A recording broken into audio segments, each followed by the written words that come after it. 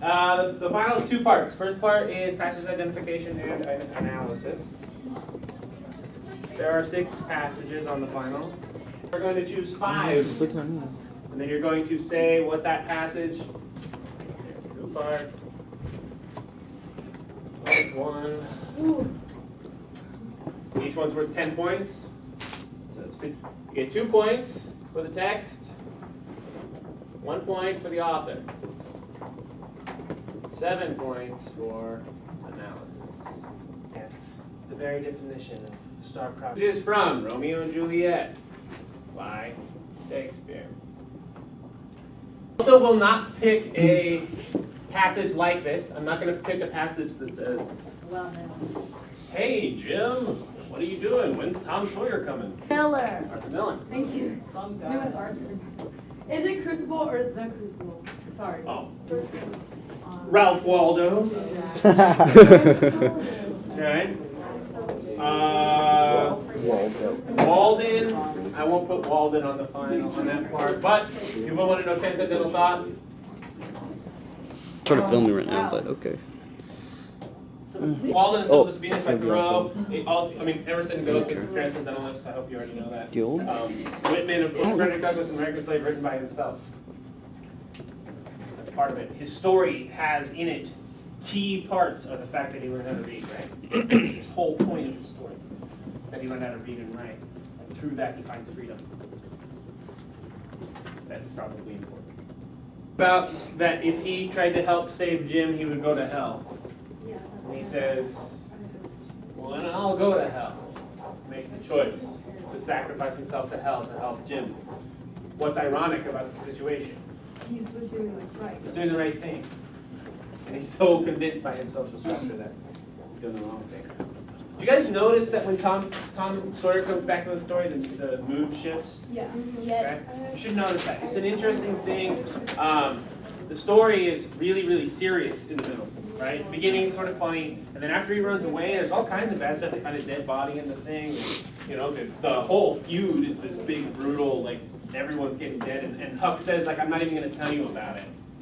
But he's completely and totally broken by the fact that all these people just kill each other, right? It's dark for a while. And then, the end of the story, when everything's seemingly at its worst, oh, here comes Tom Sawyer, and it's just like, ha ha ha, we'll make it. And then it makes Jim go through all these stupid trials, which are just kind of funny, it's fine.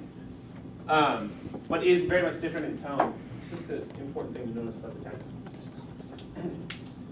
Sinners in the hands of an angry God reflects the fire and brimstone type preaching of Puritans, how to be used in that discussion.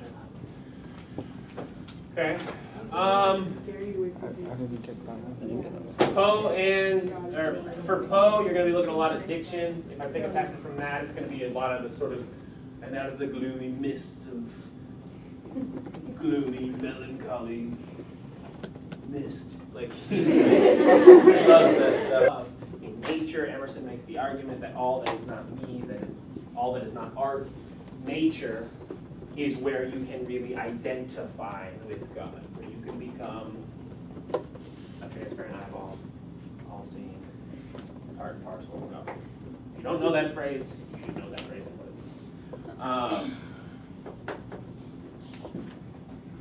The Puritans of pre-America had a God-centered view of the world. Not only did he dictate truth in order through the Bible, he existed in everyday life and constant aid to the faithful and perpetual wrath to those against his will. Contrast that view with the world of the transcendentalist view that truth is best ascertained through oneself and what it implies, and what that implies about truth itself. Okay. In pre-America, how do they consider God? Right? So the fact that they believe that due to in Plymouth Plantation and some other things, they really, like, they think everything, God does everything. Okay, so right? They like, God brought, like, I've read a story, and we didn't read it in here, but just as an example of the kind of thought that is reflected in these stories, where Mary Rowlandson is telling about how she escapes from these Indians, and she's like, and I would have not made it except, right? But then God decided to put a stone in the river for me to run across. He's like hiding it. That he's in complete control. So that who gets good stuff, that's a perfect sentence, right? He is in complete control. So if your life is good, it means that God thinks Yes, and if your life doesn't, it means that God is against you because, and then they would say, because you've done something wrong. Good. Okay. What would be? Yeah, transcendentalism? Yeah. Transcendentalism. Yes. If you want to read along, it is on page 363. Transcendentalism was an intellectual movement founded by Emerson that affected most of the writers of his day. The transcendentalists believed that the human senses can know only the physical reality. To the transcendentalist, the fundamental truth of existence lay outside the reach of the senses and could be grasped only through intuition. As a result, the transcendentalists focused their attention on the human spirit. They also had a deep interest in the natural world and its relationship to humanity. Through careful observation of nature, they believed that the human spirit is reflected in the natural world. This led them to the conclusion that formed the heart of their beliefs. All forms of being, God, nature, and humanity, are spiritually unified through a shared universal soul or oversoul.